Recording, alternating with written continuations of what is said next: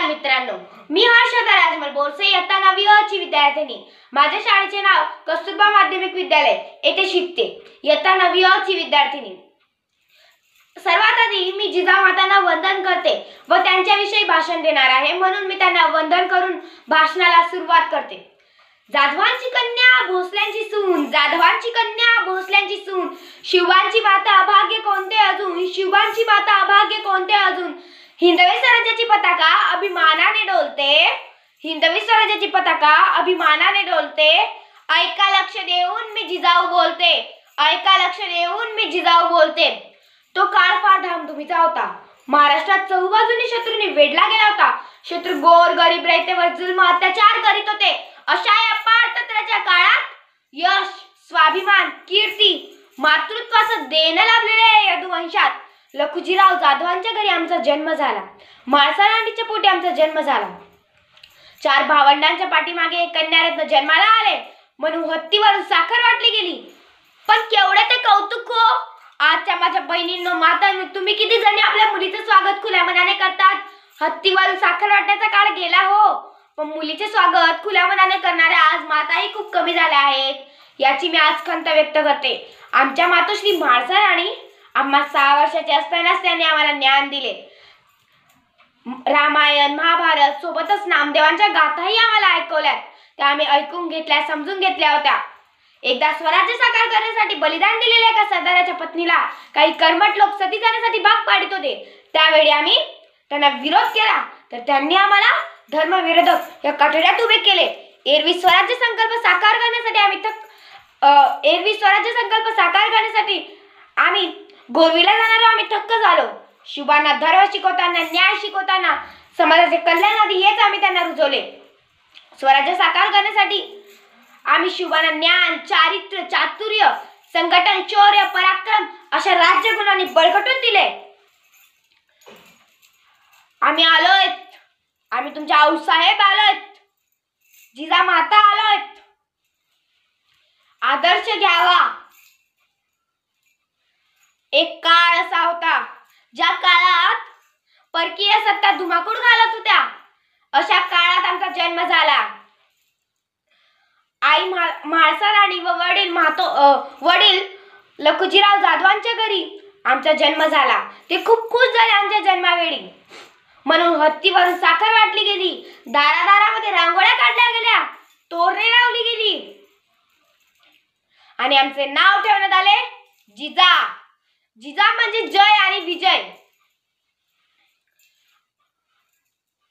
जिजा म्हणजे जय आणि विजय। मग आमचं बालपण युद्धकला, भाषाही शिकण्यात गेलं।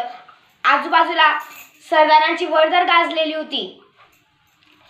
सल्ला मसलत, रयतेची गाणी, न्याय निवाडे यातच आमचे बालपण गेले। आम्ही बालपणात युद्धकलाही शिकलो होतो आणि मुलींची एक फौजही आम्ही तयार केली होती। आम्ही जेव्हा घोड्यावरून गावात रफ्ते मारायला जायचो, त्यावेळी गावातल्या काही गावकुसातल्या बायका नाक मुडायच्या, तर काही म्हणायच्या, कसं होणार या पोरीचं? पण आम्ही निश्चय केला होता, इतरांसोबत स्वतःचेही रक्षण करण्याचा आम्ही निश्चय केला होता। आम्ही मराठी संस्कृतीतील अरबी, उर्दू, कन्नडी अशा भाषाही आम्ही शिकलो होतो। पुढे शहाजीराजे आमचे लग्न झाले, स्वराज्याची पहाट होऊ लागली, आमच्या पोटात अंकुर वाढू लागले हत्तीवर बसावे, तलवारबाजी करावी, धनुष्यबाण चालवावे, घोड्यावर फिरावे असे आम्हाला वाटत होते, लढाया कराव्या असे आम्हाला वाटत होते। एकूण आम्हाला 6 अपत्ये झाली। पहिले संभाजीराव, नंतर आम्हाला 4 अपत्ये झाली आणि शेवटचे शिवाजीराजे। आम्ही शिवाजीराजांवरच आमचे स्वप्न साकार करण्यासाठी शिवाजीराजांना आम्ही चांगले संस्कार केले। लहानपणापासूनच आम्ही त्यांना चांगले संस्कार केले। स्त्री पुरुष यांना आदर द्यावा, सत्कार द्यावा, मोठ्यांना आदर सत्काराने वागावे, माणसासारखे वागावे, ही आम्ही शिकवणही त्यांना दिली। ते आमच्या शिकवणी आम्ही त्यांना न्याय निवाडे, स्वराज्य कारभाराचे धडेही आम्ही त्यांना लिहून दिले होते। ते जेव्हा मोठ्या मोठ्या मोहिमांवर जाऊ लागले, त्यावेळी आम्ही स्वराज्य कारभार सांभाळत असू। महाराजांच्या अत्यंत कठीण प्रसंगात आम्ही त्यांच्या पाठीमागे खंबीरपणे पाठीमागे उभे राहिलो होतो. शिवाजी राजांना जेव्हा यश आले त्यावेळी आम्ही धन्य झालो होतो. आम्हाला जन्माची सार्थक मिळाली होती. आम्ही शिवबांना सांगायचो, ना वाकायचे ना झुकायचे, अन्यायावर पलटून वार करायचे, ना वाकायचे ना झुकायचे, अन्यायावर पलटून वार करायचे, सन्मानाने जगायचे आणि सन्मानानेच मरायचे. आम्ही शिवबांना असं सांगत असू. मग आमचा कार्यकाळ संपत आला होता. आम्ही स्वराज्याचा लाडका राजा झालेला बघून आनंदी झालो आणि अखेरीस आम्ही डोळे मिटून घेतले.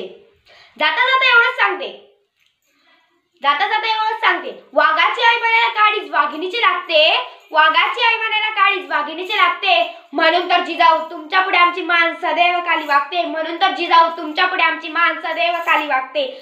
अंधार दाटला फार आता दिवा पाहिजे, अंधार दाटला फार आता दिवा पाहिजे, अंधार दाटला फार आता दिवा पाहिजे.